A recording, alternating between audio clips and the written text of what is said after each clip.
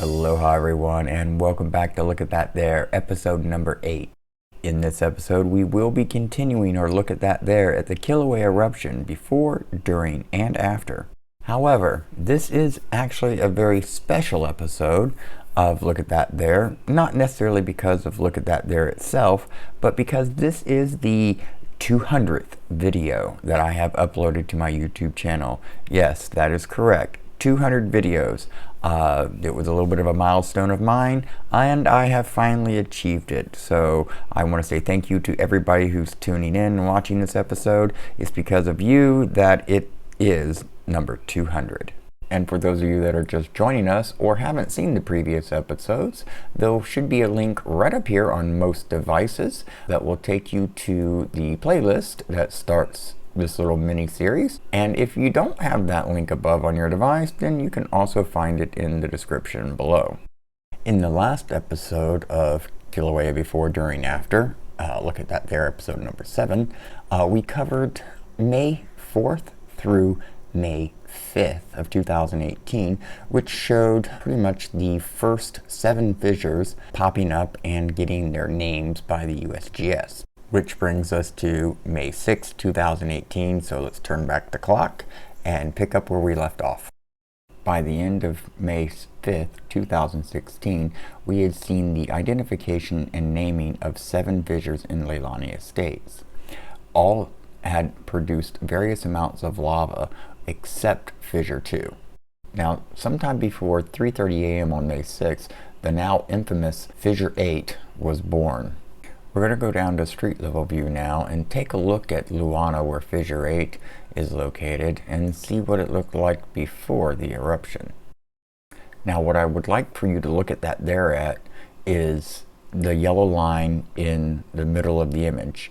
There on the left, where it goes into the woods, watch that area in the next image that I'm about to show you.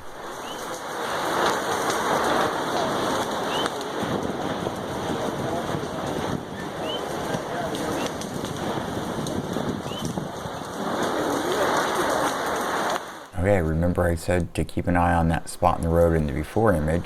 If you look there currently on the left of the screen, now there in the middle, the fountain that is popping up, that is where the yellow line basically hits the left side of the road in the before image, the fissure line. That is, well, baby Fissure 8. This is the night, or in this case the morning, because this was at like 3:30 in the morning on May 6th, that Fissure 8 erupted for the first time.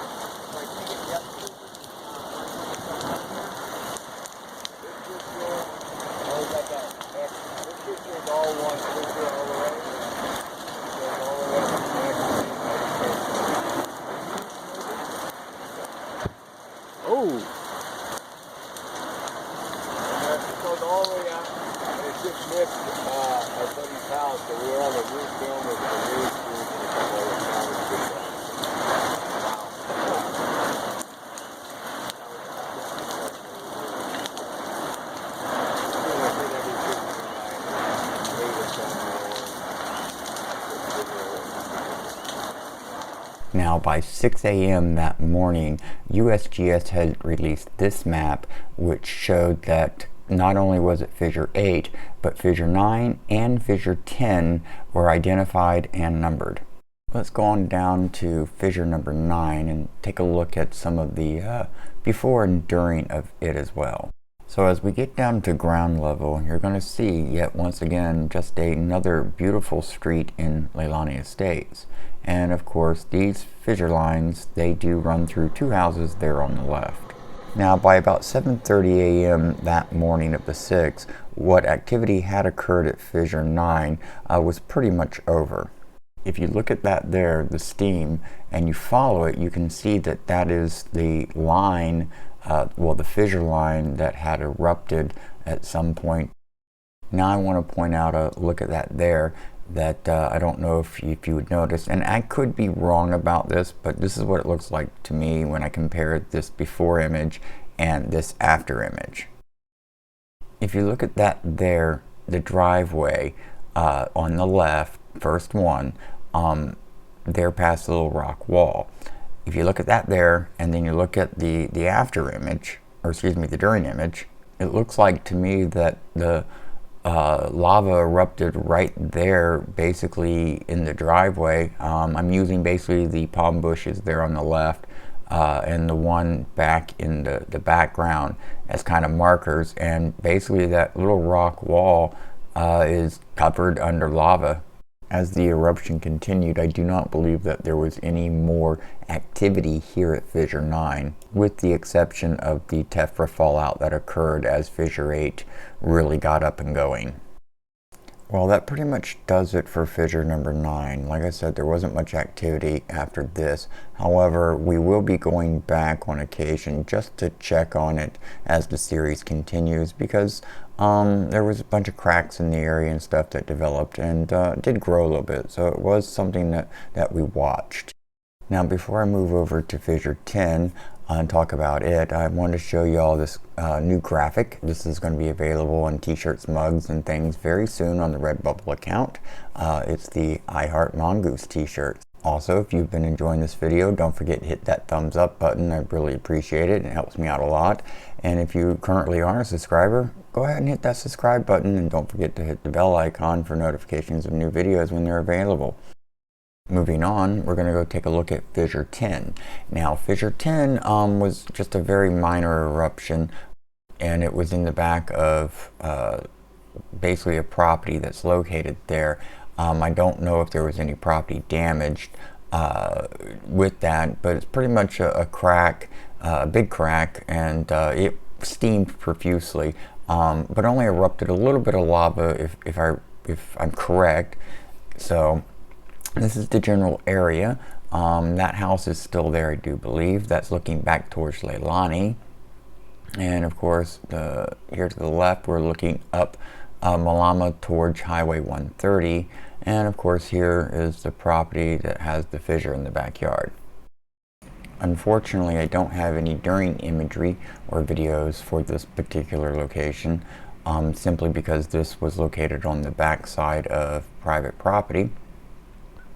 So I wasn't able to collect, any footage or anything.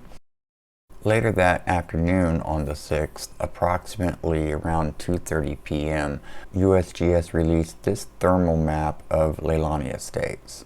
And as you can see, in approximately 14 hours, the flow field from fissure 8 had expanded extensively.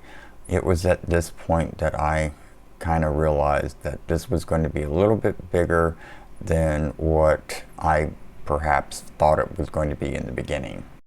Now, by the end of the day, this is what our new flow field for Leilani Estates looks like. And that'll finally bring us to the after part of the show. As you can see here, this is all 10 fissures currently being showed and what ultimately things look like now. Now in this image, this is fissure 8 viewed from the northwest. It's just an amazing sight, it really is. And of course, here is what the inside of fissure 8 looks like. That'll pretty much do it for this episode of Look at That There. I really do appreciate everybody tuning in and checking it out. I'm really enjoying making these before during and after videos for you. Sorry they do take a little while to put together because there's a lot of footage and things that I do have to, go through and scan and try to find some of the best things to show you, because there's just really so much to choose from. It does make it a little bit difficult. However, don't forget to hit that like button if you haven't already, and if you currently aren't subscribed, go ahead and click the subscribe button. I'm sure you won't regret it.